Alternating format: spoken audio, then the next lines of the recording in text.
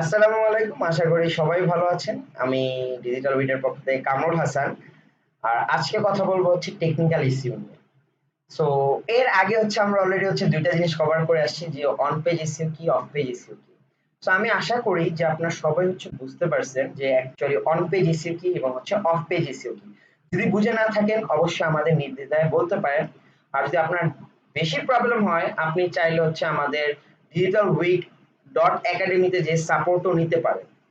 এবং হচ্ছে সেইখানে হচ্ছে আপনার আজকে কথা বলবো হচ্ছে টেকনিক্যাল ইস্যু নিয়ে। সো অ্যাকচুয়ালি আমরা জানি যে অ্যাকচুয়ালি টেকনিক্যাল ইস্যুটা কি। সো মজার বিষয় হচ্ছে আবার কেউ এটা ভাবেন না ভাই আপনি তো বলছেন অন পেজ মানে ওয়েবসাইটের ভিতরের কাজ, অফ পেজ মানে হচ্ছে ওয়েবসাইটের বাইরের কাজ। তো এখন তো কোনো কিছু বাকি নাই। তাহলে এটা কি টেকনিক্যাল ইস্যুটা কি ওয়েবসাইটের মাঝখানের কাজ? না, এটা কখনোই হবে না।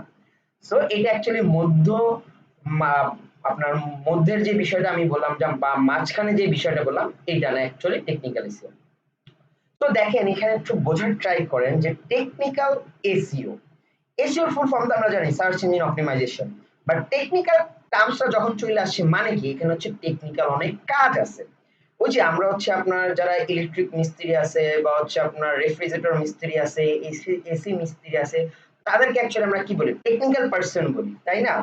সো তারা অ্যাকচুয়ালি টেকনিক্যাল কাজগুলো করে থাকে। সেম ক্ষেত্রে আপনার ওয়েবসাইটে হচ্ছে অনেক টেকনিক্যাল কাজ আছে যেগুলো নাকি হচ্ছে আপনার করতে হবে।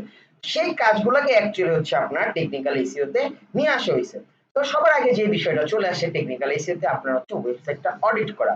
404 পেজটা হচ্ছে আপনার রিডিরেক্ট করা, 501 পেজটা রিডিরেক্ট করা।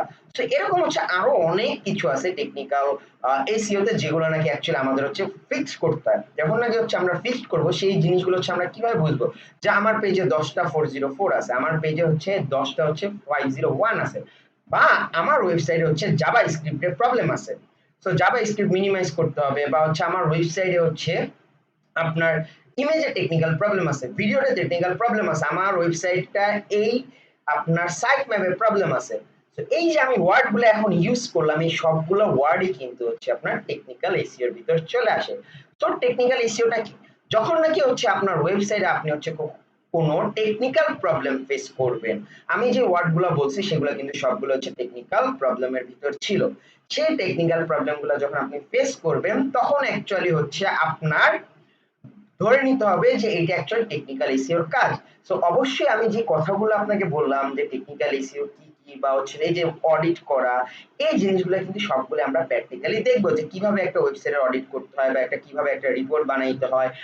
এই যে আমি যে হচ্ছে আপনার আরো ২টা ভিডিওতে অন পেজ অফ পেজ নিয়ে কথা বলা হয়েছে, এগুলো সবই কিন্তু আমরা প্র্যাকটিক্যালি দেখবো।